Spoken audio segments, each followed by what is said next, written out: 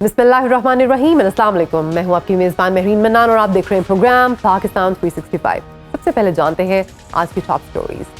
जमात इस्लामी की हड़ताल और धरने की कॉल, पीटीआई की लॉन्ग मार्च, पीपल्स पार्टी और नून लीग आमने सामने, क्या इत्तेहादी हुकूमत खतरे में है? आबना हुर्मुज़ खोलने के लिए ईरान की फिर से 6 शराइत, जंग खत्म करो, हर जाना दो वरना आबना हुर्मुज़ बंद रहेगी। दूसरी तरफ इसराइल अमरीकी मसलहत पसंदी से गैर मुतमईन, इसराइल की तन्हा ईरान पर हमले की तैयारी। मीर रजा कत्ल केस में अगवा का मुकदमा कत्ल में तब्दील, जिस्म पर तशद्दुद के निशानात, पसलियां टूटी हुई और सर और चेहरे पर जख्मों के कई निशान। नई मेडिकल रिपोर्ट ने इब्तदाई मेडिकल रिपोर्ट का भांडा फोड़ दिया। रोटी महंगी, गरीब बेबस, हुकूमत का 10 लाख टन टेक्सिस से इस्तिस्ना, गंदम की दरामद का फैसला, क्या दरामदी गंदम से जखीरा अंदोजी का किबला दुरुस्त होगा? ये थी टॉप स्टोरीज और सबसे पहले बात करते हैं पाकिस्तान में बढ़ती सियासी कशीदगी की। हुकूमत इस वक्त मुश्किल में है। एक तरफ सड़कों पर एहतजाज हो रहा है और दूसरी तरफ हुकूमती इत्तेहादी भी हुकूमत से नाराज दिखाई दे रहे हैं।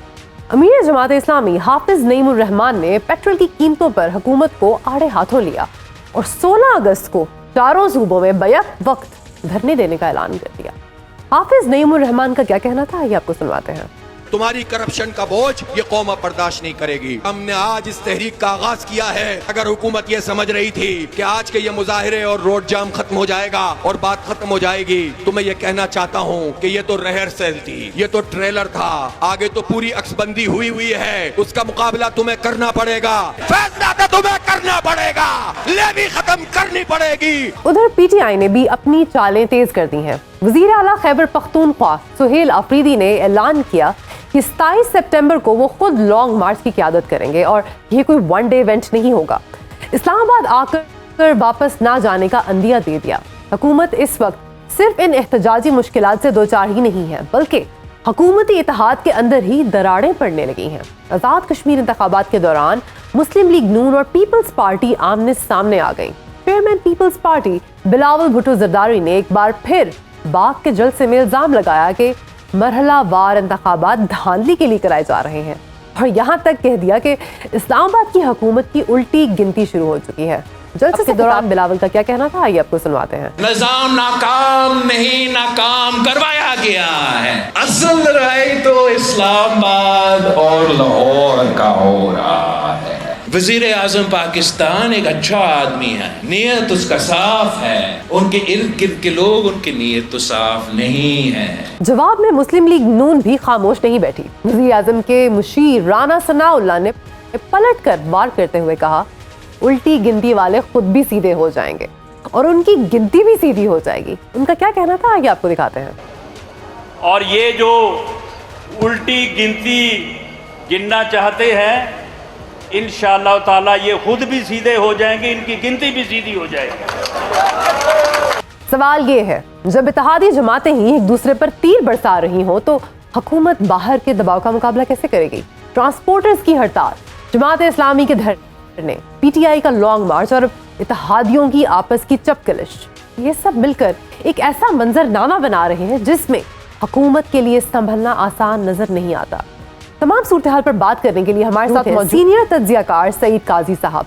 सईद काजी साहब, बहुत शुक्रिया आपके कीमती वक्त का। सबसे पहले बात करेंगे कि आज़ाद कश्मीर इंतखाबात में पीपल्स पार्टी और मुस्लिम लीग नून की खुली महाजराई और बिलावल भुट्टो की तरफ से एक बार फिर हुकूमत की उल्टी गिनती का बयान, क्या ये महज सियासी बयानबाजी है या इसके पीछे वफाकी हुकूमत के अंदर कोई गहरी दरार पड़ चुकी?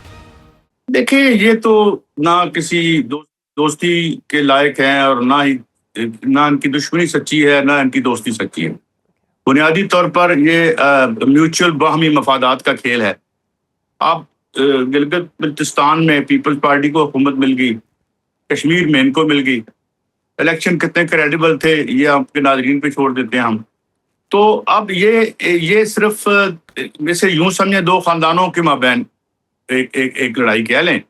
प्रॉब्लम ये है कि खबरें ये आ रही है कि मुस्लिम लीग नून को कोई इतराज़ नहीं है जो आइन में तब्दीलियाँ की जा रही हैं या की जाएंगी। वेयर एज पीपल्स पार्टी का मसला ये है कि वो अगर सूबे बनते हैं कराची या सिंध में तो वो उनको ان کو زخم پہنچے گی, ان کی جو ایک منوپلی وہاں پہ ایک عرصے سے قائم ہے سیاسی, وہ خطرے میں چلی جائے گی. ویئر ایز جو پی ایم ایل این ہے, اسے پتہ ہے کہ اس کی سوشل بیس تو رہی نہیں, اور یہ اب یہ صرف ایک خاندانی اقتدار جو ہے وہ کسی بھی قیمت پر وہ اس کو مینٹین کرنا چاہتے ہیں. تو لہٰذا نہ ان کی کوئی لڑائی کی اہمیت ہے, نہ ان کی دشمنی کی اہمیت ہے. ہاں, جب پیپلز پارٹی کے مقابلے میں اس کو جنم دیا گیا تھا مسلم لیگ نون کو, تو کسی حد تک اس زمانے میں یہ لڑائی جو تھی ایک اس وقت کی اسٹیبلشمنٹ اور ایک عوامی طاقت جو اس وقت پیپلز پارٹی تھی, جو پہلے منشور والی تھی, جو پہلا منشور تھا جس میں 70 کا الیکشن پیپلز پارٹی نے جیتا تھا. اب تو مفادات ہے, دونوں بیسیکلی بزنس گروپ ہیں, شوگر ملیں ہیں, آئی پی پیز ہیں, مال ہے, لہٰذا اس پہ نہ دوستی کی کوئی اہمیت ہے, نہ عوام کے لیے ان کی کوئی ریلیونس ہے. سر کیونکہ آپ کہہ رہے ہیں کہ نہ لڑائی کی اہمیت ہے نہ دوستی, جو رانا ثناء اللہ صاحب کا بیان ہے کہ الٹی گنتی والے خود سیدھے ہو جائیں تو ان کی گنتی بھی سیدھی ہو جائے گی, ہمیں اس بیان کو بھی سیریس نہیں لینا چاہیے. دیکھو نا مارکس کی ایک بڑی مشہور کوٹیشن ہے, history without events, events without history, heroes without heroic deeds. درشنی پہلوان ہے, اونچی اونچی لمبی لمبی بڑکے لگاتے رہیں گے یہ بتانے کے لیے کہ ہم اپوزیشن, کیونکہ سیاست فی الحال گلی کھیت کھلیان سے نکل کے محلات میں سیاست چلی گئی. نیچے موومنٹس بن رہی ہیں, نیچے ہلچل ہے, دنیا میں ہلچل ہے, مگر یہ سیاست تو اشرافیہ کی سیاست ہے. نہ میں نے اس لیے کہا نا کہ 25 کروڑ لوگوں کے لیے نہ ان کی دوستی کو معنی رکھتی ہے, نہ ان کی دشمنی معنی رکھتی ہے. ہاں, ان کے لیے ان کے اساس سے جو انہوں نے اسکیلٹن جو کورڈز میں رکھے ہوئے ہیں وہ پچھلی چیزیں نہ کھل جائیں, کیونکہ ہمیں پتہ ہے پاکستان میں دولت کیسے بنائی جاتی ہے. تو یہ لڑائی ہے اور کوئی لڑائی نہیں ہے. ذاتی تحفظ ہے, خاندانی اقتدار ہے, اور اس میں اور ریلیونٹ, یعنی پی ایم ایل این ہر صورت میں ریلیونٹ رہنا چاہتی ہے اسٹیبلشمنٹ کے لیے. اسٹیبلشمنٹ بھی فی الحال ان کے ساتھ ٹھیک ہے, اور پھر ان کا یہ اشارہ دینا کہ بھائی جو مرضی ہے وہ قانون آ جائے, 28ویں 29ویں ترمیم آ جائے, ہمیں بس نہ چھیڑا جائے. یہ ہے اس وقت سیاست ویاست نہیں ہو رہی اس ملک میں, سیاست نیچے زمین تیار ہو رہی ہے. گاہ گاہ ہمیں موومنٹس بنتی نظر آتی ہیں خطے میں بھی اور پاکستان میں بھی. تو سر یہ جو دباؤ ڈال رہے ہیں یہ اس کے پیچھے ایک پی پی پی کوئی سیاسی مفادات تو نہیں اپنے منوانا چاہ رہی؟ نہیں, وہ اس کا ایک سیاسی مفاد ہے کہ ان کا صوبہ انٹیکٹ رہے اور اس کی پاور ان کے پاس رہے. وہ انہوں نے مینج کیا ہوئے وہاں پہ نیشنلسٹ پارٹیاں کوئی بھی ایک فارمیڈیبل اپوزیشن نہیں دے سکی, کیونکہ ان کی پوزیشن جو ہے, جو نیشنلسٹ پارٹیاں سندھ کے اندر ہیں ان کی انتہائی جو ہے وہ غیر انقلابی پروگرام ہے, نیشنلزم کا ایک گھسا پٹا سودا جو اب پتہ نہیں کتنی دفعہ بک چکا ہے. تو وہ اس لیے وہاں پہ اس کو کوئی خطرہ نہیں ہے, کیونکہ کوئی عوامی بات یہ ہے کہ کوئی بھی پارٹی ایسی نہیں ہے جو پارٹی, اگر کوئی پارٹی ہو تو سب سے پہلے تو پیٹرول پہ تحریک بنائے گی, بجلی کی قیمتوں پہ تحریک بنائے گی. اور یار بجلی تو یہ خود بنا کے مہنگی بیچتے ہیں, بجلی تو یہ خود بلیک کر رہے ہیں جو آپ کے سیاست والے ہیں, یا کم از کم ان کے بیکرز جو ہیں. جی سر, جماعت اسلامی نے بھی اس ٹائم بہت دھرنے دیے ہوئے ہیں مہنگائی کے بارے میں. یہ جو سارے پریشرز ہیں انٹرنل اینڈ ایکسٹرنل, ان کو ملا کر آپ کو میجر کوئی چینجز نظر آ رہی ہیں گورنمنٹ کی کمپوزیشن میں any time soon? Jamaat Islami کے حوالے سے تو میرے بڑے تحفظات ہیں. ہمارے دوست بھی ہیں بڑے, وہاں ان سے نظریاتی اختلافات بھی ساری عمر ان سے رہے. یہ تحریک کو خراب نہ کیا کریں تحریک میں آ کے. یہ ان کا جو ملین مارچ ہوتا ہے نا جس میں 9,90,000 آدمی مسنگ ہوتے ہیں, یہ سیفٹی ویلو کھول دیتے ہیں, پریشر کوکر سے ہوا نکال دی اور موومنٹ کا بیڑا غرق کر دیا. بات یہ ہے کہ اگر اس پہ موومنٹ بنانی ہے تو سب سے پہلے ایڈیولوجیکل پوزیشن لیں کہ یہ جو آئی پی پی انڈیپینڈنٹ پاور پروجیکٹس تھے یہ دنیا میں ہونے والا ایک بہت بڑا فراڈ تھا جو یہاں نہیں ہوا, ملائیشیا میں بھی ہوا, ہر جگہ. یا تو آ کے یہ پوزیشن لیں کہ جہاں ہم اس کو نیشنلائز کریں گے واپڈا کو دوبارہ, کیونکہ جو چیز آپ نے پرائیویٹائز کی اس کا بیڑا غرق ہو گیا. آپ نے ہاؤسنگ کو پرائیویٹائز کیا, قبضہ مافیا بن گیا. آپ نے شوگر کو پرائیویٹائز کیا, شوگر مافیا بن گیا. آپ نے بجلی کو جو ہے وہ ڈی ریگولیٹ کیا, بجلی مافیا بن گیا. تو اس کا مطلب یہ ہے کہ یہ ایک فیلڈ ماڈل ہے جس کو, اور ہم تو پہلے دن سے کہہ رہے تھے, ہماری پوزیشن یہی تھی کہ بھائی یہ جو آپ ڈی ریگولیٹ. جی سر, یہ سہیل آفریدی صاحب نے جو 27 سپٹمبر کی مارچ ہے اس کے بارے میں انہوں نے کہا ہے کہ یہ ون ڈے ایونٹ نہیں ہوگا. Do you think it can actually be a challenge for the government? It can be a challenge for government, کیونکہ اس دفعہ جو لاسٹ ان کا جلسہ تھا اس میں تھوڑی امپریسو تھی پریزنس ان کے ورکرز کی, مگر وہاں بھی یہی پرابلم ہے. دیکھیں عمران خان کی جو رہائی ہے ان کے لیے یقیناً ایک مسئلہ ہے اور وہ ان کے ایجنڈے پہ ہونا چاہیے, لیکن پی ٹی آئی بھی چونکہ ایک رائٹ ونگ پارٹی ہے, پی ٹی آئی نظریاتی طور پر جس طرح پیپلز پارٹی اب رائٹ ونگ بن چکی ہے, مسلم لیگ نون تو تھی رائٹ ونگ. بات یہ ہے کہ ان مطالبات کے ساتھ جن مطالبات کا میں نے ذکر کیا, بھائی دیکھیں ایک بھیانک خواب بن کے رہ گیا 1 لیٹر پیٹرول ایک غریب آدمی کے لیے. میں خود کل گاڑی دھلوانے گیا کسی جگہ پہ, تو وہ بیچارہ محنت کش مجھے کہنے لگا کہ 1000 روپیہ بناتا ہوں, 300 روپے 400 روپے تو پیٹرول ہے 1 لیٹر لگ جاتا ہے آنے جانے میں. عوام الناس کی صورتحال سر واقعی بڑی تشویشناک ہے اس ٹائم. سر ویسے آپ کا کیا خیال ہے, کیا عوام شو اپ کریں گی ان سارے پروٹیسٹ میں, 27 سپٹمبر والا بھی اور یہ جو 16 اگست کو جے آئی کرنے والی ہے؟ Do you think people will show up on the roads? دیکھیں میں نے عرض یہ کیا نا کہ دیکھیں کوئی بھی جو کمی ہے پی ٹی آئی کی تحریک میں, جو کمی ہے, کیا ایک بھی پبلک ڈیمانڈ, چلیں یہ تو مان لیا کہ جی ہمارے ووٹ گن دیں, ہمارا اقتدار تھا, ہماری سیٹیں فارم 47, یہ کیا اس کا یعنی ایک حد تک اس کی اہمیت ہے. اگر آپ جتنی تحریکیں بنی ہیں 68 میں جب تحریک 5 نومبر کو بنی تھی وہ کیا تھی؟ روٹی کپڑا اور مکان مانگ رہا ہے ہر انسان, 20 روپے ہے من آٹا, اس پر بھی ہے سن آٹا. اس پہ پاکستان کی سب سے بڑی تحریک جو 138 دن چلی تھی اور جس نے ایوبی آمریت کو اکھاڑ دیا تھا, اس کا کیریکٹر سوشلسٹ تھا اور جو مطالبات تھے وہ اکنامکس یعنی معیشت تھی. تو جب تک یہ مطالبات لے کے نہیں آتی علیمہ خان صاحبہ یا وہ, تو چونکہ بنیادی طور پر رائٹ ونگ پارٹی ہے, مجھے نہیں لگتا لے کے آئیں گے. لہذا ان کی تحریک میں وہ جان آپ کو نظر نہیں. ابھی جو انڈیا میں تحریک بنی کس چیز پہ بنی؟ لوگوں کے رائٹس پہ بنی نا, کہ جی ہمارے پرچے لیک ہو کے ہماری نوکریاں چوری کرتے ہو. الٹیمیٹ انالیسس وہ بھی تو معیشت کا مسئلہ ہے نا وہاں پہ بھی. تو اس لیے تحریک اب بنے گی لوگوں کی اکنامک ڈیمانڈز پہ جو بڑی بنے گی. باقی اوپر جو جمہوریت یہ لوگوں نے دیکھ لی ہے. جمہوریت اور مارشل لا دونوں سکی بہنیں ہی ہیں عوام کے حوالے سے. اگر آپ دیکھیں تو یہی مارشل لا میں بیٹھے ہوئے تھے, یہی ضیاء الحق کے ساتھ بیٹھے ہوئے تھے جو آج جمہوریت کر رہے ہیں, اور آج اس طرح کیپیچولیٹ کیا انہوں نے کہ کوئی پولیٹیکل یعنی رہا ہی نہیں کی ان کے پلے. تو اس لیے تحریک نہیں بن پا رہی اور ایک نیشنلسٹ. سر یہ پی ٹی آئی بھی سرگرم ہے, پی پی پی کی طرف سے بھی پریشرز ہیں اور جماعت اسلامی بھی بہت متحرک ہے. کیا کوئی ان سب کا کیومولیٹیو افیکٹ آپ دیکھ رہے ہیں حکومت کی کمپوزیشن پہ یا کسی بھی طرح سے؟ نہیں, میں نے عرض کیا نا کہ دیکھیں تحریکیں جب بنتی ہیں تو اس میں ٹریڈ یونینز ہوتی ہیں. مثال میں آپ کو دیتا ہوں, پچھلے دنوں 14,000 ملازم یوٹیلیٹی سٹورز کے ہوئے, کیا کہتے ہیں, بے روزگار ہوئے. کیا کسی پولیٹیکل پارٹی نے ان کی آواز بنی؟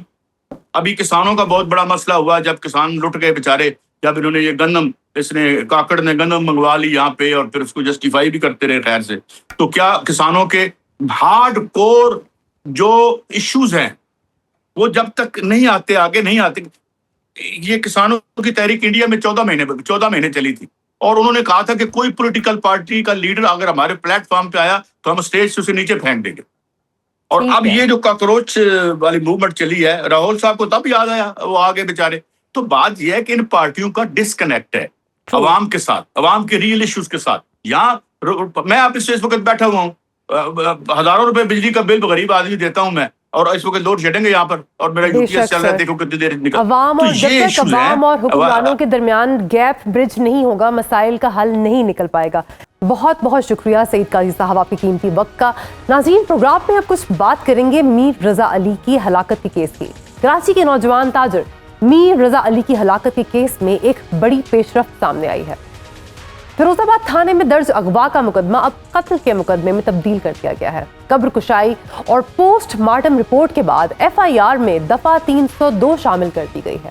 ابتدائی میڈیکل رپورٹ کے مطابق میر رضا کو گولی پیچھے سے لگی, جسم پر تشدد کے واضح نشانات ملے, پسلیاں ٹوٹی ہوئی تھیں اور سر اور چہرے پر زخموں کے کئی نشان پائے گئے. یہ رپورٹ ابتدائی پوسٹ مارٹم رپورٹ سے بالکل مختلف نکلی اور یہیں سے سوالات کا نیا سلسلہ شروع ہو گیا. گولی کا خول واقعے کے پہلے دن کیوں نہیں ملا؟ 8 دن بعد کیسے برآمد ہوا؟ فورینسک رپورٹ اب تک کیوں سامنے نہیں آئی؟ اور وہ گیسٹ ہاؤس جس کا ذکر میر رضا کے گھر والے بار بار کرتے رہے, اس کا اس واردات سے کیا تعلق ہے؟ اس دباؤ میں آئی جی سندھ جاوید عالم اوڈھو نے پرانی تفتیشی ٹیم ہٹا کر نئی 4 رکنی ٹیم تشکیل دے دی، جس کی سربراہی DIG کرائم برانچ عامر فاروقی کریں گے۔ قبر کشائی کے دوران 17 نمونے حاصل کیے گئے تھے، جن کے DNA اور کیمیائی جانچ کے لیے سیمپلز شامل ہیں۔ میر رضا کے والدین سے بھی ریفرنس کے نمونے لیے گئے تاکہ حقیقت پوری طرح سامنے آ سکے۔ اور اب وزیر دفاع خواجہ آصف کا بیان بھی گونج رہا ہے۔ ان کے بقول اس کیس میں کور اپ ثابت ہو رہا ہے اور پورا سسٹم کمپرومائزڈ تھا۔ ان کا کہنا ہے اگر اب بھی نظر نہ رکھی گئی تو پہلے کی طرح دوبارہ مکا ہو سکتا ہے۔ میر رضا کے والد کہتے ہیں وہ قبر کشائی کے عمل سے مطمئن ہے اور جو بھی رپورٹ آئے گی قبول کریں گے۔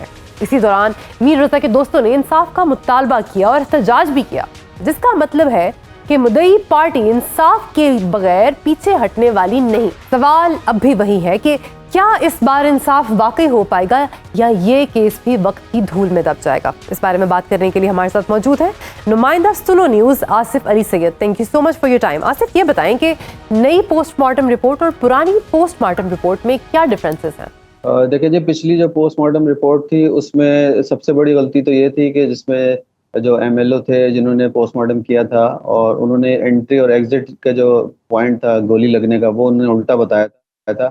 انہوں نے یہ بتایا تھا کہ فرنٹ سے گولی لگی ہے سینے سے اور بیک سے نکلی ہے۔ تو سب سے بڑی غلطی تو یہی تھی، کیونکہ جو انٹری پوائنٹ ہوتا ہے وہ ہمیشہ بہت چھوٹا ہوتا ہے اور جو ایگزٹ ہوتا ہے جہاں سے گولی نکلتی ہے جسم سے وہ پوائنٹ کافی بڑا ہوتا ہے۔ سب سے مین غلطی یہ تھی، انہوں نے ڈیڈ باڈی کی جو ایکس رے ہوتا ہے وہ نہیں کیا تھا، جس کو گولی لگتی ہے انسان کو اس کا ایکس رے کیا جاتا ہے، مطلب اس ڈیڈ باڈی کا ایکس رے نہیں کیا تھا۔ اس کے جو کپڑے ہوتے ہیں جو پہنے ہوئے ہوتے ہیں جس لاش نے، اس لاش کے کپڑوں کے اوپر سے جو اجزاء جمع کیے جاتے ہیں وہ انہوں نے جمع نہیں کیے تھے، یہ بھی ایک ان کی بڑی غلطی تھی۔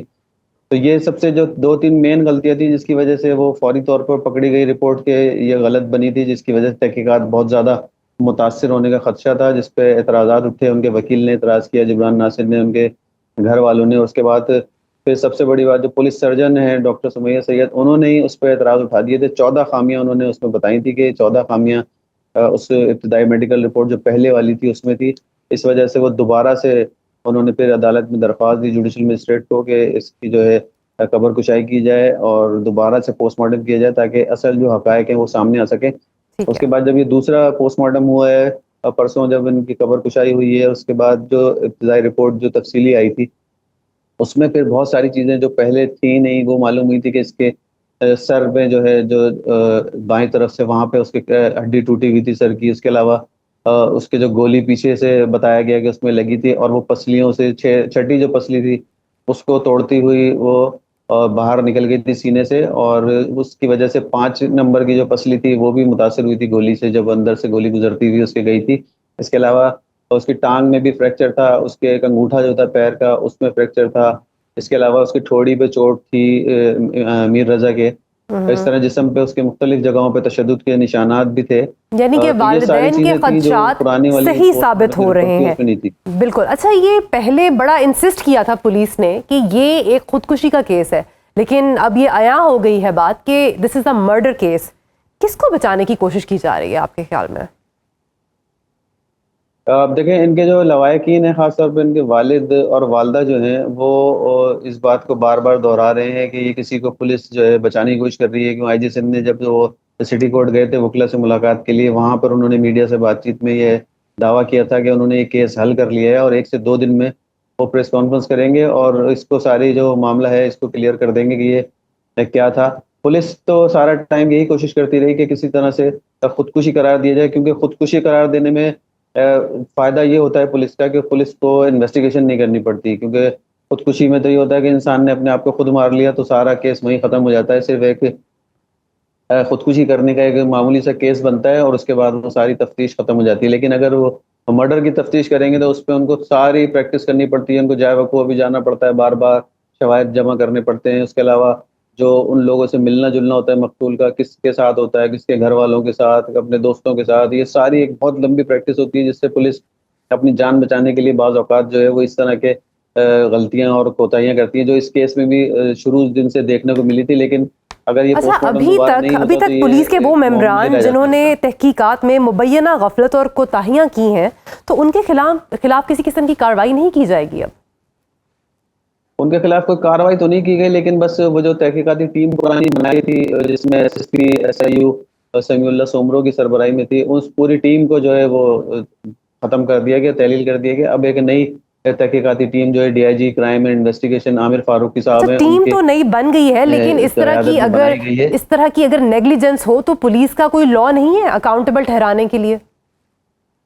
بالکل لا ہے، لیکن اس پہ تو یہ اعلیٰ حکامی ایکشن لے سکتے ہیں نا، IG سندھ لے سکتے ہیں، یا پھر حکومت سندھ براہ راست ان کو احکامات دے سکتی ہے کہ بھائی جن لوگوں نے یہ غلط تفتیش کی جس سے پولیس کی بھی اتنی بدنامی ہوئی اور پولیس کے اوپر انگلیاں اٹھائی گئی، ہر کسی نے پولیس کو برا بلا کہا، اور وہ سب صاف نظر بھی آ رہا تھا کہ پولیس جو غلط کام کر رہی تھی اور غلط تفتیش کر رہی تھی ساری، بالکل غلط رخ میں تمام تفتیش پولیس کی جانب سے کی جا رہی تھی. تو اس پہ IG سندھ کو چاہیے کہ وہ اس پہ ایکشن لیں، اور جو ذمہ دار افسران ہیں جنہوں نے یہ ساری تفتیش کی غلط، ان کے خلاف ایکشن لیا جائے. محکمانہ کارروائی تو بالکل کی جائے. I really hope that justice prevails at the end of the day. Asif علی سید صاحب، آپ کی قیمتی وقت کا شکریہ. Viewers, it's time for a short break. Stay tuned and I'll see you in a bit. Welcome back. پچھلے چند دنوں سے ہر طرف یہی چرچا تھا کہ عمان کی ثالثی رنگ لا رہی ہے اور تہران و مسقط کے درمیان کوئی بڑی ڈیل ہونے والی ہے، لیکن آج ہی ایک بڑی پیش رفت سامنے آئی ہے. آبنۂ ہرمز کو مکمل طور پر کھولنے کے لیے ایران نے امریکہ کے سامنے حملوں کی دھمکیاں، جنگ کا مکمل خاتمہ، امریکی فوج کے خطے سے نکلنے، جنگی نقصانات کا ہر جانہ بھرنے اور منجمد اثاثوں کی بحالی جیسی 6 سخت شرائط رکھتی ہیں. ایرانی سپریم نیشنل سیکیورٹی کونسل کے سیکرٹری محمد باقر ذوالقدر نے واضح لفظوں میں کہا، امریکہ ایران کو دھمکیاں دینا بند کرے اور قوم کی توہین بھی بند ہونی چاہیے. ان کے بقول ایران اور اس کے اتحادیوں کے خلاف جاری جنگ کو مستقل طور پر ختم کرنا ہوگا. تہران نے خبردار کیا ہے، اگر امریکی رویے میں تبدیلی نہ آئی تو آبنۂ ہرمز دوبارہ مکمل طور پر نہیں کھولی جائے گی.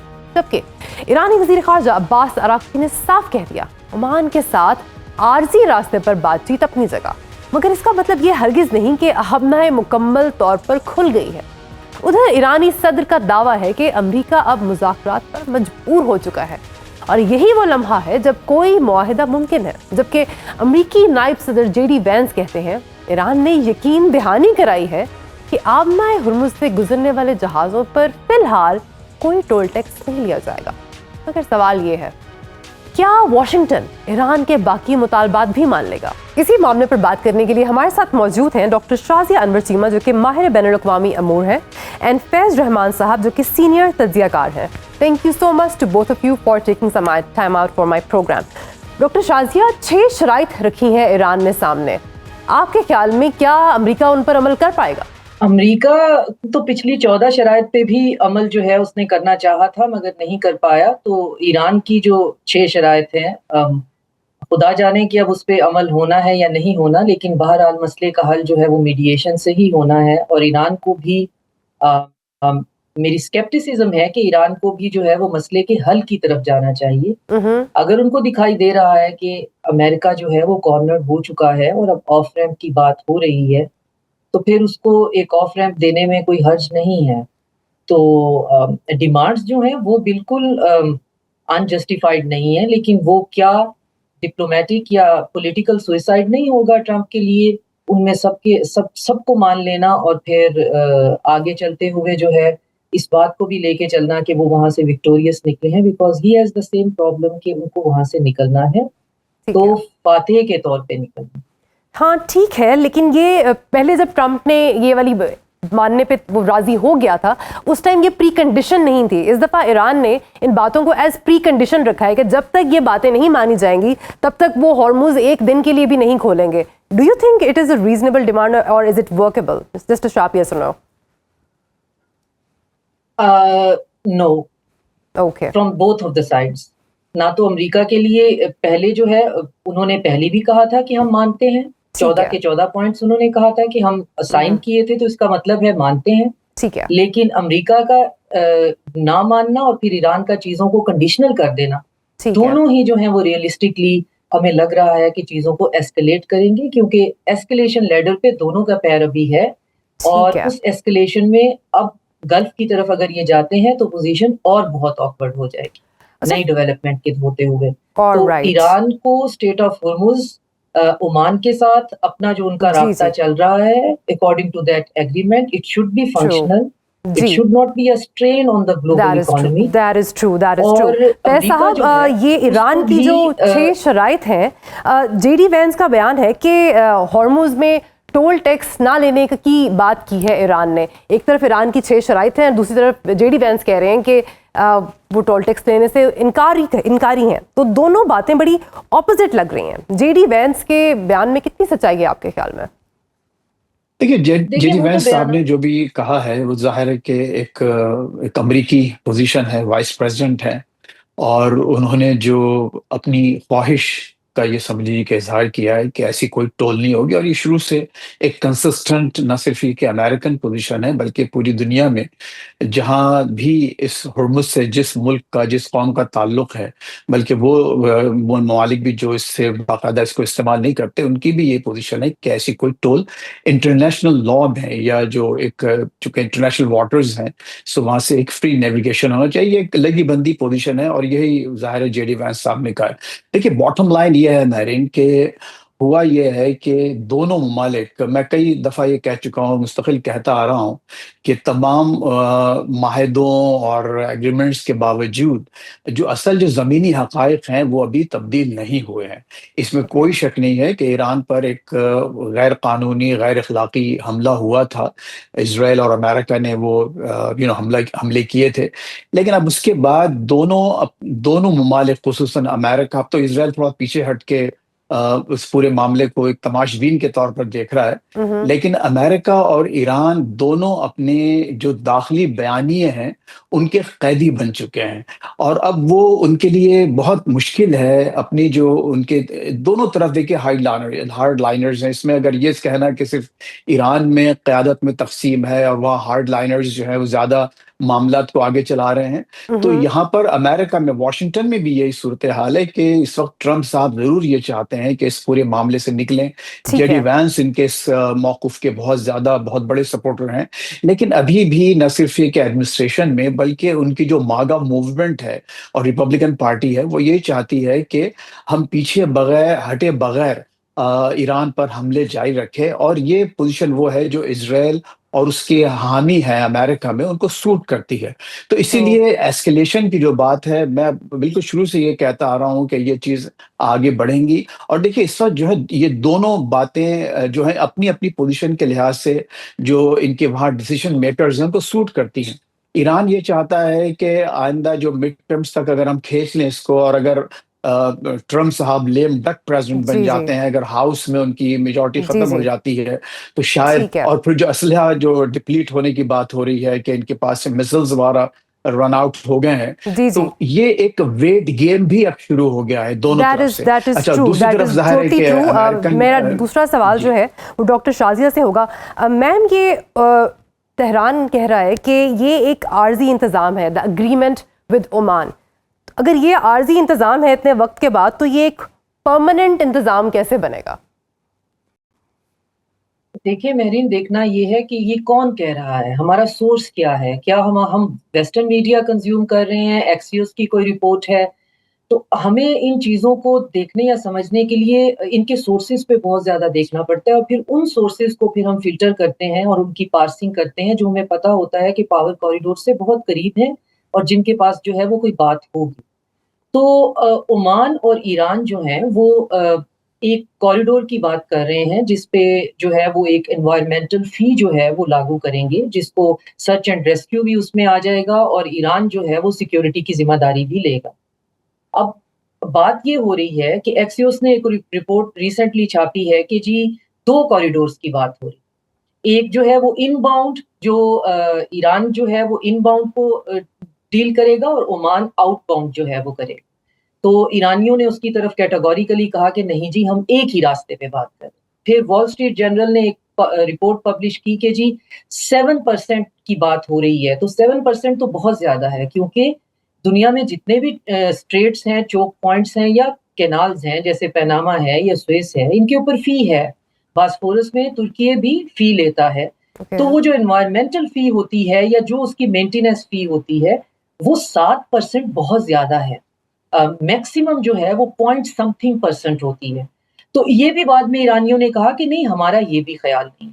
اب آپ بات کر رہی ہیں کہ یہ ٹیمپریری ہے, یہ کوئی پرماننٹ سولوشن نہیں. وہ ٹیمپریری کی بات کر رہے ہیں کہ جی اگلے 60 دن تک, چونکہ ہماری نیگوسیشن ابھی چل رہی ہیں, تو ان میں بات یہ ہو رہی ہے کہ کیا ہم ڈیوائڈ کریں 70-30, 70 between Oman and Iran and 30 between the other neighbouring golf countries, کیونکہ ان کا بہت کارگو جاتا ہے.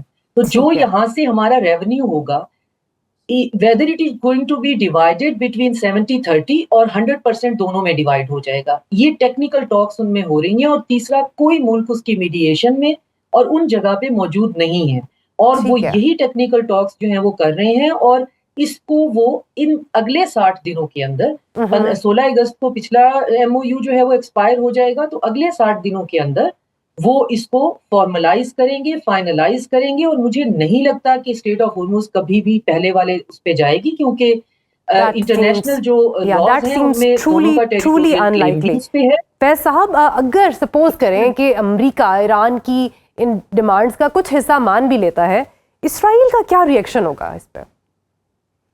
دیکھیے, لوگ یہی کہہ رہے تھے جب MOU سائن ہوا تھا کہ سب سے بڑا جو اسپوائلر ہے اس پورے معاملے پہ, اور انہوں نے واضح پوزیشن بھی لی تھی, اسرائیلی لیڈرشپ خصوصاً نیتن یاہو نے کوئی ایسا اس کو انڈورس نہیں کیا تھا, تو خیال یہی تھا کہ شاید وہ ایک بہت بڑا اسپوائلر ہوگا اور بیٹھ کے کوئی ایسی شرارت کرے گا جس سے پورا معاملہ دھڑام سے سب نیچے گر جائے گا. لیکن اصل بات یہ ہے کہ اسرائیل کے علاوہ دونوں اپنے جو ممالک کی جو داخلی سیاست ہے اور داخلی جو اسپوائلرز ہیں وہ اس معاملے میں زیادہ اہم ہے. آپ نے دیکھا کہ اور یہی ہو رہا ہے کہ ایران کی جو پوزیشن زیادہ سے زیادہ سخت ہوتی جا رہی ہے ایک MOU سائن کرنے کے بعد. اب دیکھیے پھر ایک نیا ایک راؤنڈ آیا ہے ڈیمانڈز کا, جو کہ اور زیادہ میکسیملسٹ پوزیشنز ہیں. تو یہ چیزیں زیادہ فی الحال اگر شارٹ ٹرم میں آپ دیکھیں, اس میں کوئی شک نہیں ہے کہ اسرائیل یہی چاہتا ہے کہ یہ جنگ جاری رہے, ایران کو مسلسل کمزور کرتا رہے, امریکہ اس کی جو تمام جو خواہشات ہیں نیتن یاہو کی وہ پوری کرتا رہے. اور یہاں ایسی اسٹرانگ لابیز ابھی بھی موجود ہیں ڈسپائٹ آل دی ہرڈلز. اس وقت جو کچھ بھی امریکہ کے حالات ہیں, معاشی حالات ہیں, اور جو اسلحے کی کمی جو واقع ہو رہی ہے, خود ریپبلکن پارٹی میں آپ کو تھوڑی بہت کہیں سے آوازیں بھی اٹھتی نظر آ رہی ہیں, لیکن اوور آل ابھی بھی معاملات صدر ٹرمپ کے قابو میں ہیں, وہ بھی قابو سے باہر نہیں نکلے. اور اس کی وجہ جو سب سے بڑا ایک جو جوا اس وقت میرا خیال ہے کہ ایرانی قیادت کھیل رہی ہے وہ مڈ ٹرم الیکشنز پر, کہ کسی طرح سے صدر ٹرمپ ہار جائیں الیکشنز اور وہ پھر ہمارے پاس ایک کچھ زیادہ ایک بارگیننگ, ہم اچھی پوزیشن میں آ جائیں گے, ڈیموکریٹس شاید ہم کو زیادہ سپورٹ کریں. لیکن دیکھیے ڈیموکریٹس کے اندر خود اس وقت بڑی زبردست خانہ جنگی جاری ہے, اور یہ کوئی ضروری نہیں ہے کہ وہ مڈ ٹرم میں بھی الیکشنز وہ جیت جائیں واضح طور پر. تو یہ ایک جوا ہے جو کہ ظاہر ہے کہ جس کو وہ سمجھتے ہیں کہ شاید ان کی پوزیشن اب جو انہوں نے لی ہے. ڈاکٹر شازیہ, آپ تھوڑا سا انلائٹن کیجیے گا اس معاملے میں, کہ خبریں آ رہی ہیں کہ اسرائیل اکیلا ایران پر حملہ کرنے کے لیے کی تیاریاں کر رہا ہے اگر امریکہ goes for an off ramp. آپ کے خیال میں اسرائیل میں اتنا دم خم ہے کہ وہ اکیلا ایران کو ٹیکل کر سکے؟ نہیں, اکیلا نہیں کرے گا وہ, صرف یہ ریٹوریکلی ہوگا کہ اسرائیل is going to attack alone. تو باقی اس میں دم خم بالکل نہیں ہے, اس کی کیپیسٹی نہیں ہے, بہت چھوٹی سی وہ جگہ ہے, اور نہ ہی ان کے پاس اتنا اکوپمنٹ ہے, اور وہ جو ہے وہ بھی شیئرنگ میں ہے. ان کو تو ایون ٹارگٹ کی جو لوکیشن ہے اور اس کی جو ٹارگٹنگ ہے اس کے لیے بھی امریکہ کی ہیلپ چاہیے, جو کنٹینیوسلی ان کے پاس ہوتی ہے. وہ کسی اسٹریٹجک مجبوری کے تحت جو ہے وہ خاموش ہیں, اور ایران بھی کسی اسٹریٹجک ڈیسیژن کے تحت ان پہ حملہ نہیں کر رہا ہے. ہم نے پریویسلی دیکھا, اور گلف پہ کر رہا ہے, حالانکہ ان پہ حملہ کرنا زیادہ جو ہے وہ اس کا پریشر زیادہ ہونا تھا. باقی ہمارے کولیگ جو کہہ رہے ہیں, میں آئی کوڈنٹ ایگری مور کہ یہ سارے کا سارا ایک گیمبل ہے, اور جس میں ایران جو ہے وہ ٹرمپ کو اب اس مشکل حالت میں اس پوزیشن پہ ڈالنے والے ہیں کہ جہاں ان کے ارد گرد جو لابی ہے وہ آلریڈی یہ کہہ رہی ہے کہ چاہے کچھ ہو جائے, ہمیں ایران سے جو فائنل ریزلٹ چاہیے تھا کہ ایران جو ہے وہ سیریا بن جائے, ڈس فنکشنل ہو جائے, اور پھر ہم اس کی تمام جو عسکری طاقت ہے, اس کی جو ملٹری پاور ہے, اس کو بالکل ڈسٹرائے کر دیں. تو ٹرمپ کو اس میں جھونک دیا جائے گا, کیونکہ ٹرمپ اگر آف ریمپ چاہیں گے بھی تو وہ آف ریمپ میکسیمم جو ہے لاسٹ ٹائم جو ڈرافٹ ہوا تھا پاکستان کی ہیلپ سے, وہ بھی ٹرمپ کے لیے بہت ہیوملیٹنگ تھا. لیکن بہرحال ان کو کنونس کیا گیا, کوئی وقتی مجبوری تھی, کوئی اقتصادی مجبوری تھی, انہوں نے سائن کر دیا. لیکن اگر آپ بات کو بڑھاتے ہی جائیں گے اور اس چیز کو کھیل سمجھیں گے اور یہ سمجھیں گے ایران کی صورت میں کہ ہم اگر ایبزارب کر سکتے ہیں then we can keep on doing that. تو آپ کی ایک کیپیسٹی ہے سویلین کیجولٹیز کو اور سویلین انفراسٹرکچر کی ڈسٹرکشن کی، اور آپ اگر ایک کوئی راستہ ہی نہیں چھوڑیں گے جس میں سے کہیں سے بھی آکسیجن جو ہے وہ ٹرمپ کو مل سکے، جس کے مڈ ٹرم اس کے سر پہ کھڑے ہوئے ہیں، and he so compromised in kind and cash by the زائنسٹ اور ایپیک لابی کہ آپ کو نہیں پتا کہ یہ اب کانسپریسی سے بہت آگے کی چیزیں ہیں، وہ امپیچ ہوتے ہوئے خود کو دکھائی دے رہے ہیں. تو اس صورتحال میں وہ اپنے بلینر ٹریلینر ڈونرز کا ہاتھ نہیں چھوڑنا چاہتے ہیں، اور یہ ڈونر جو ہیں یہ سارے اسرائیلی فسٹر ہیں. تو اس وقت جو ہے وہ اسٹریٹجک پیشنس جو ہے وہ بہترین وہ اسٹریٹجی ہو سکتی ہے. میں اکثر کہتی ہوں کہ پسپائی بعض اوقات بہترین حکمت عملی ہے. آپ کو ریجن کے اندر کنسولیڈیٹ کیا جا رہا ہے، آپ کے ریلیشنز جو ہیں وہ آپ کے ایسے ممالک جن سے آپ کے ریلیشن اچھے نہیں ہیں بہتر کروانے کی کوشش کی جا رہی ہے. چائنا اپنا جو اس کا اچھا ڈاکٹر شازیہ، آپ نے وہ ویڈیو دیکھی ہے جو سرفیس ہوئی ہے ریسنٹلی مجتبیٰ خامنہ ای صاحب کی؟ فار دا فرسٹ ٹائم جب سے جنگ شروع ہوئی ہے ویڈیو ہے سرفیس جس میں وہ بڑے healthy and in good spirits نظر آ رہے ہیں. جیسے ہی ان کی ویڈیو سرفیس ہوئی ہے ساتھ ہی اسی ٹائم یہ جو شرائط ہیں انہوں نے بھی زور پکڑ لیا ہے. ڈو یو سی اے کو ریلیشن بٹوین دا ٹو؟ اب پہلے تو ہمیں یہ دیکھنا ہوگا کہ وہ ویڈیو جو ہے وہ ریئل ہے یا نہیں ہے. اگین اس کا بھی سورس کیا ہے. آئی ہوپ کہ وہ بالکل ریئل ہو اور وہ بہت صحت مند اور ٹھیک ٹھاک ہوں. لیکن اگین ان کے اندر کی جو ڈویژن ہے جس میں جو ہے وہ ایکسٹریم رائٹ اور ایکسٹریم لیفٹ اور سینٹرسٹ سارے کے سارے جو ہیں وہ اب اس ہیوبرس کا شکار ہو گئے ہیں کہ شاید وہ جو ریلی جو ہے وہ بیہائنڈ دا فلیگ بھی افیکٹ ہمارے پاس ہے، اور امریکا کا آرسنل بھی ڈپلیٹ ہو رہا ہے.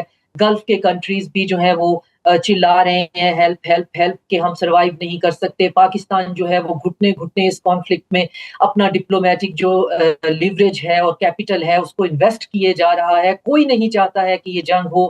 چائنا اور رشیا ہمارے پیچھے کھڑے ہوئے ہیں کہ ہم ان کا سافٹ انڈر ویلی ہیں، تو let take some advantage of that.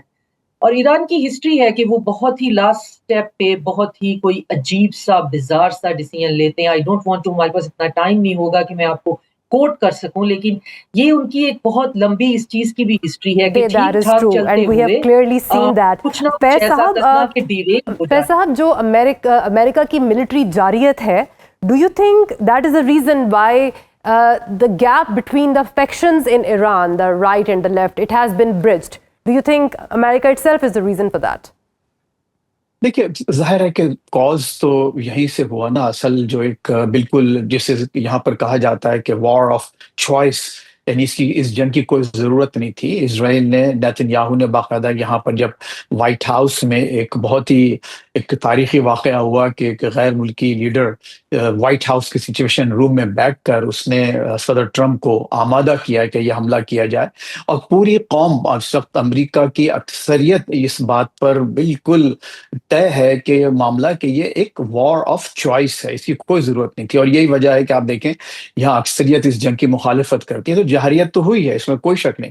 لیکن اب اس وقت ایران یہ سمجھتا ہے کہ وہ چونکہ انتظار کر سکتے ہیں، وہ بہت زیادہ نقصانات کو برداشت کر سکتے ہیں، لہٰذا وہ اس وقت اس پوزیشن میں ہے کہ اپنی ٹرمز کو ڈکٹیٹ کر سکیں.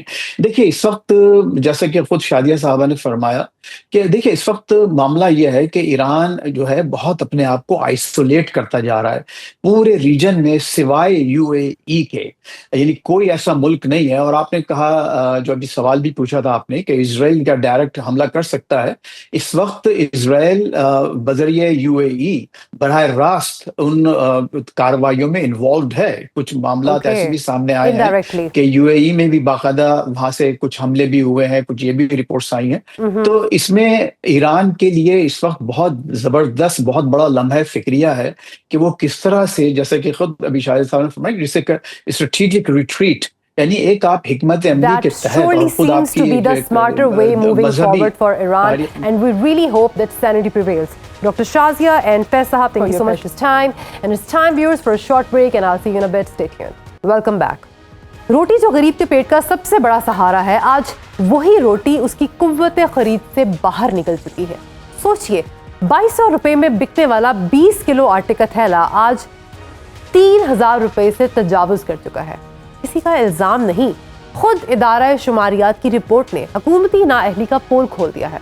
اسلام آباد میں 20 کلو آٹے کا تھیلا 3,133 روپے اور پشاور میں 3,000 روپے تک جا پہنچا ہے۔ سوال یہ ہے، قصور آخر کس کا ہے؟ فصل کٹی تو ملک میں 29.3 ملین ٹن گندم پیدا ہوئی، جبکہ ضرورت 32 ملین ٹن کی تھی۔ محض 2 ملین ٹن کی کمی اتنی بڑی نہیں تھی کہ ابتدائی 4 ماہ میں ہی گندم درآمد کرنی پڑ جائے۔ اب جب پانی سر سے گزر چکا ہے، حکومت کو 10 لاکھ میٹرک ٹن گندم درآمد کرنے کا ہوش آ گیا ہے۔ سوال یہ ہے، گندم کی کٹائی کے موقع پر گندم کیوں نہ خریدی گئی؟ اسی معاملے پر بات کرنے کے لیے ہمارے ساتھ موجود ہیں سید محمود بخاری، چیئرمین آل پاکستان کسان اتحاد، اینڈ عاصم رضا جو کہ چیئرمین ہیں فلور ملز ایسوسی ایشن کے۔ آپ دونوں صاحبان کے قیمتی وقت کا بہت شکریہ۔ بخاری صاحب، 3 ماہ قبل 30 لاکھ ٹن گندم کی پیداوار کی دعوے دار حکومت کو گندم درآمد کرنا پڑ رہی ہے، اور کسانوں کا شکوہ اپنی جگہ ہے کہ گندم نہیں خریدی گئی۔ کم از کم 20 لاکھ ٹن گندم منظر سے غائب ہے۔ کہاں گئی ہے یہ گندم اور کون ذمہ دار ہے اس کا؟ جی بسم اللہ الرحمن الرحیم، اللہم صلی علی محمد وعلی محمد۔ بہت شکریہ مہرین آپ کا اور آپ کے سنو ٹی وی کا۔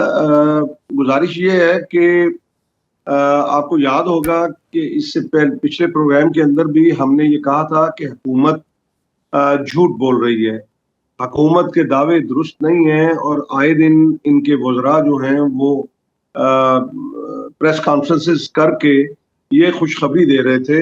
اور ہم پہلے کہہ رہے تھے کہ جب آپ نہ تو کسان کو کوئی ریٹ دے رہے ہیں اور نہ کسان کے ساتھ آپ جو ہے وہ انپٹس کو سستی کر رہے ہیں، تو کسان کو اس ریٹ کے اوپر وارہ نہیں کھاتی کہ جو آج سے 4 سال پہلے 3900 روپے ریٹ تھا، تو آج آپ جو ہے وہ اس ریٹ کے اوپر کسان کاشت نہیں کرے گا۔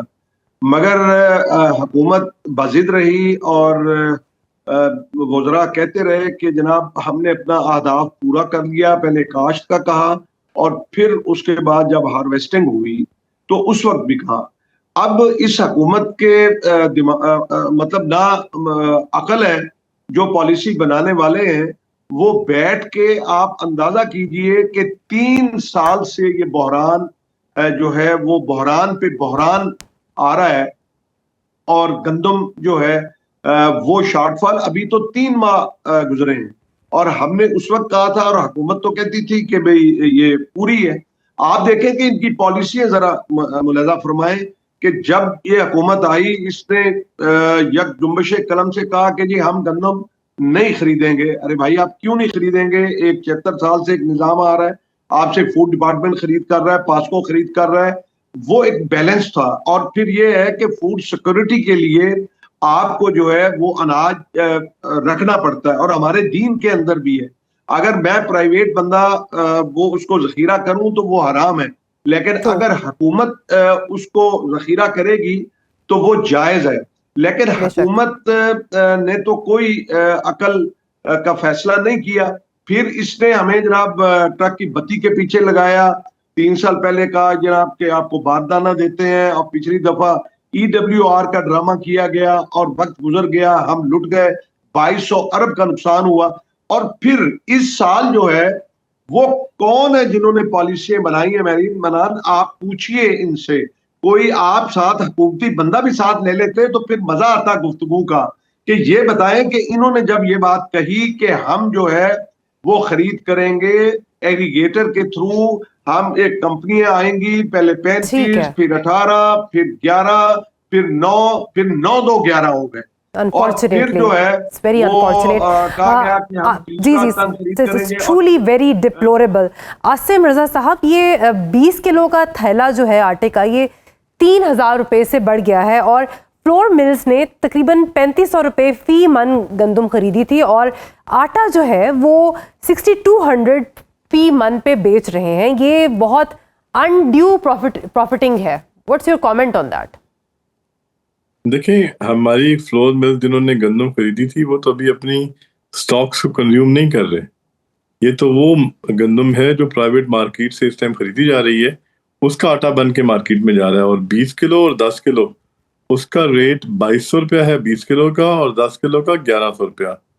15 کلو کا آٹا اوپن مارکیٹ کی جو گندم ہے اس سے بن کے مارکیٹ میں جا رہا ہے، اور اس کی اگر آپ پرائس کہیں تو ہم یہ کہہ سکتے ہیں کہ وہ بھی 2600-2700 روپے میں، یا میکسیمم کسی جگہ پہ پنڈی جیسی جگہ میں 2800 میں اگر کنورٹ کیا جائے تو بنے گا. ادروائز وہاں بھی 20 کلو کا تھیلا 2200 روپے کا ہے، اور جو 10 کلو والی پیکنگ ہے وہ 1100 کی ہے.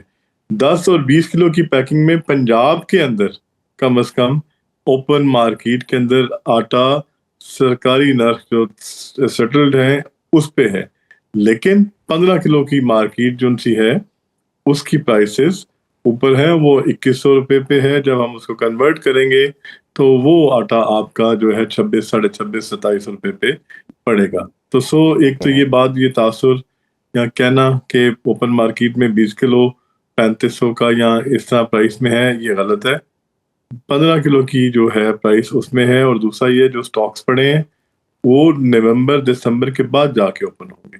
اب میں ایک پوائنٹ آپ کا اس طرف توجہ دلانا چاہوں گا، اور عوام کی بھی آپ کی بھی، محبوب بھائی بھی ایگری کریں گے میرے ساتھ اس بات پہ، کہ جو فوڈ ڈپارٹمنٹ ہے اس کا کام ہے گندم خریدنا اور سٹاک کرنا.